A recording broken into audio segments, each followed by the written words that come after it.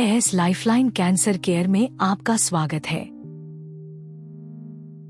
Lung cancer दुनिया भर में सबसे कॉमन कैंसर्स में से एक है। ये तब शुरू होता है जब लंग्स की सेल्स अनयूजुअल तरीके से बढ़ने लगती है।